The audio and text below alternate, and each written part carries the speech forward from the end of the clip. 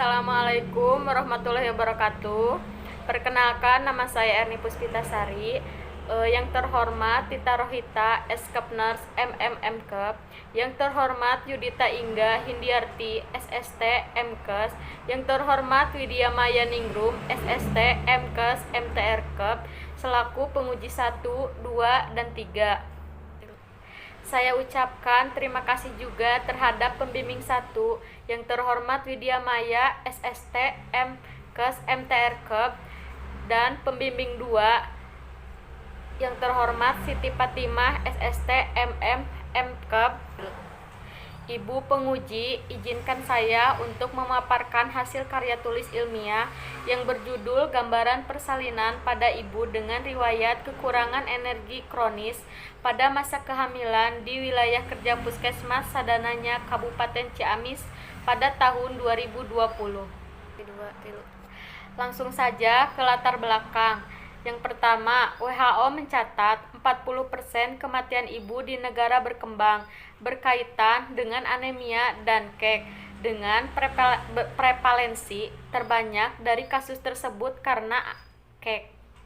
Dan yang kedua, KEK di Indonesia usia 15 sampai 19 tahun 33,5%, usia 20 sampai 24 tahun sebanyak 23,3%, usia 25 sampai 29 tahun sebanyak 16,7%, usia 30 sampai 34 tahun sebanyak 12,3%, usia 35 sampai 39 tahun sebanyak 8,5%, dan usia 40 sampai 44 tahun sebanyak 6,5%, dan usia 45 sampai 49 tahun sebanyak 11,1%.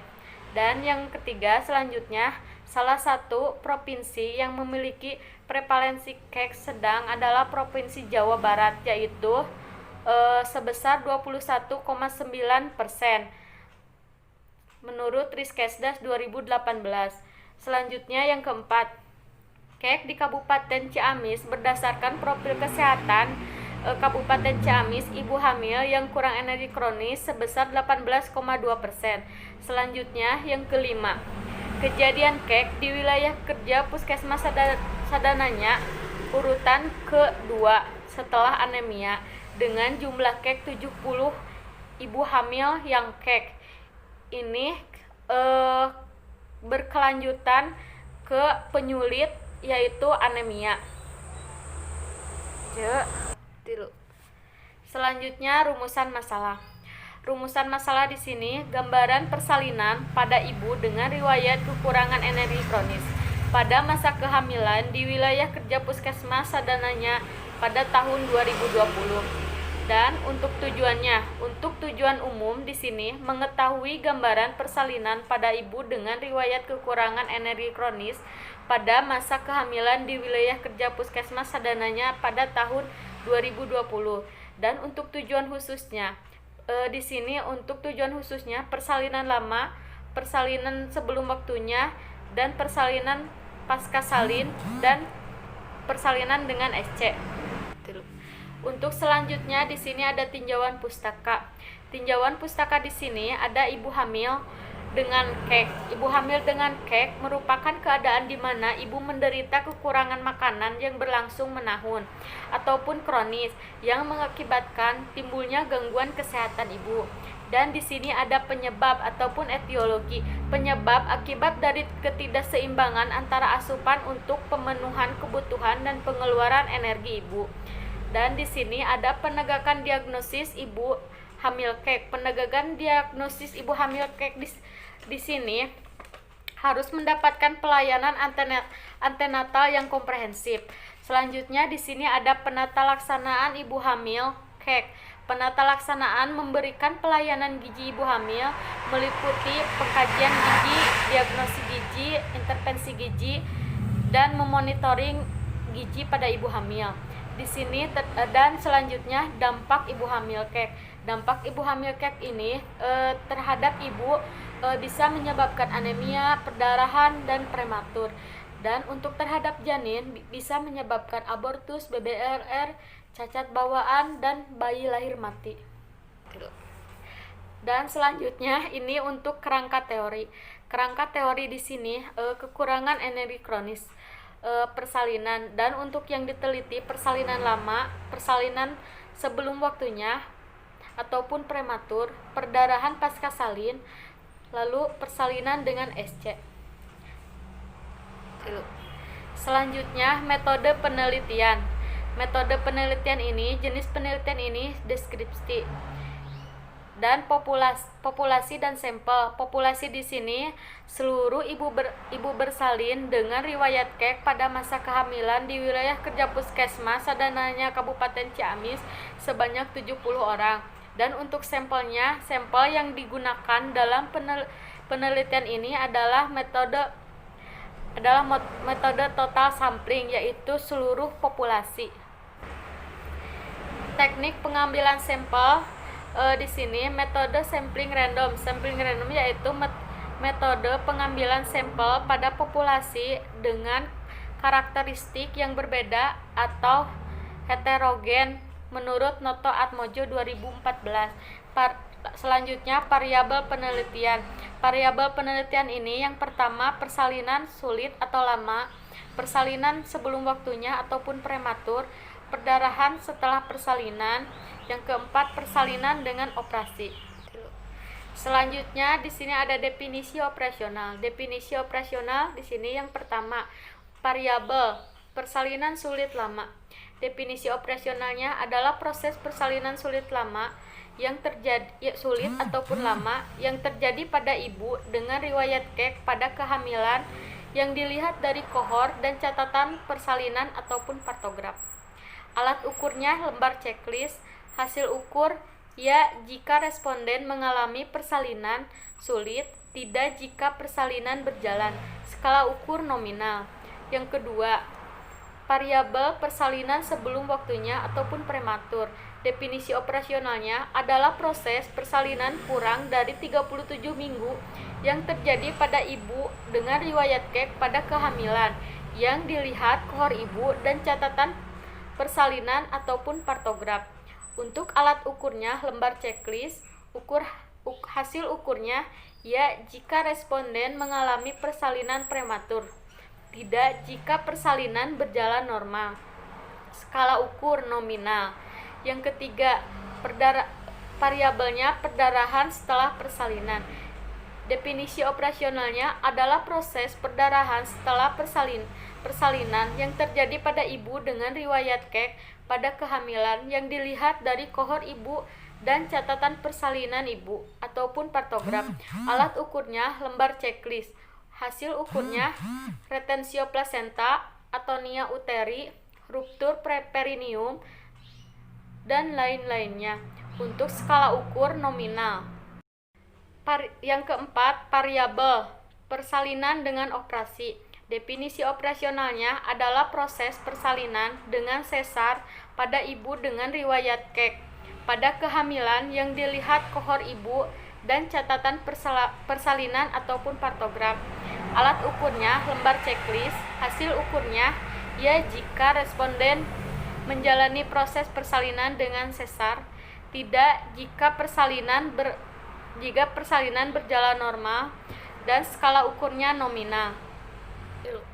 Selanjutnya instrumen penelitian. Instrumen penelitian ini dilihat dari kohor ibu dan partograf ibu. Untuk teknik pengumpulan datanya menggunakan data sekunder dan koordinasi dengan pihak puskesmas.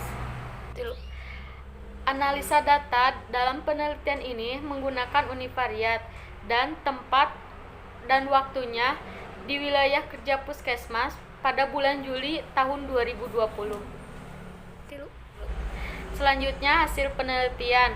Kejadian persalinan lama pada ibu KEK. Persalinan lama ya 0, tidak 70. Totalnya 70. Jadi 100% tidak ada persalinan lama. Dan yang kedua, kejadian sebelum waktunya pada ibu KEK. Ya 3, tidak 67. Total 70.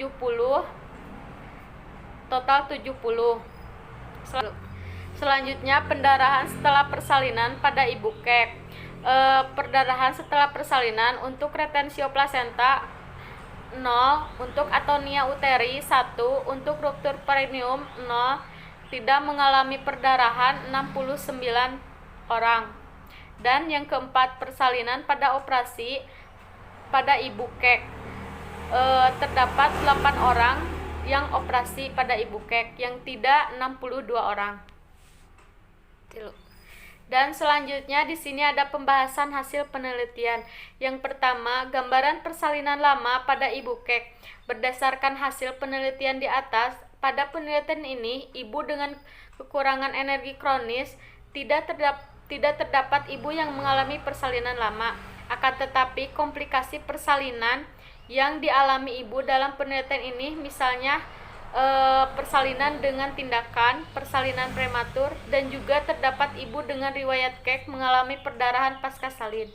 Yang kedua, gambar persalinan sebelum waktunya pada ibu kek. Berdasarkan hasil penelitian di atas, masih terdapat ibu yang mengalami persalinan sebelum waktunya ataupun prematur. Pada ibu yang memiliki riwayat kek, hal ini dapat juga dipengaruhi jika seseorang yang memiliki kekurangan energi kronis, maka ibu akan mengalami kekurangan nutrisi baik ibu dan juga bayi, sehingga ibu berisiko terjadinya persalinan prematur. Selanjutnya yang ketiga, gambaran pendarahan setelah persalinan pada ibu kek. Dari hasil penelitian di atas didapatkan bahwa sebagian besar tidak mengalami perdarahan. Namun masih ada ibu yang memiliki riwayat kek mengalami perdarahan. Dari beberapa penelitian ini juga jurnal menyebutkan bahwa riwayat gizi ibu hamil atau kek dapat membuat ibu mengalami komplikasi pasca salin seperti perdarahan. Selanjutnya yang keempat, gambaran dengan operasi pada ibu kek. Dari hasil penelitian di atas dilakukan, sebagian besar ibu mengalami persalinan normal, akan tetapi masih ada ibu yang menjalani proses persalinan dengan operasi sebanyak 8 orang atau 11,4%. Pada ibu yang mengalami riwayat kek, hal ini dikarenakan ibu yang mengalami atau memiliki riwayat kek. Apabila ibu kek pada ibu hamil dapat menyebabkan resiko terjadinya anemia, perdarahan berat, badan ibu tidak bertambah secara normal, terkena penyakit infeksi, dan menjadi penyebab tidak langsung kematian ibu. Sedangkan pengaruh kek terhadap proses persalinan dapat mengakibatkan persalinan sulit dan lama, persalinan prematur, iminen, pendarahan postpartum, serta peningkatan tindakan seksio sesar. Selanjutnya, kesimpulan. Yang terakhir, kesimpulan. Berdasarkan hasil penelitian dan pembahasan, maka dapat disimpulkan gambaran persalinan pada ibu dengan riwayat kek pada masa kehamilan di wilayah kerja puskesmas adalah sebagai berikut. Diketahui seluruhnya responden tidak mengalami persalinan lama sebanyak 70 orang. Diketahui sebagian kecil responden mengalami perdarahan atonia uteri sebanyak satu orang. Diketahui sebagian kecil responden menjalani proses persalinan dengan operasi sebanyak 8 orang. Mohon maaf bila ada kesalahan dalam memaparkan hasil karya tulis ilmiah ini. Terima kasih atas perhatiannya. Wabillahi taufiq wal hidayah. Wassalamualaikum warahmatullahi wabarakatuh.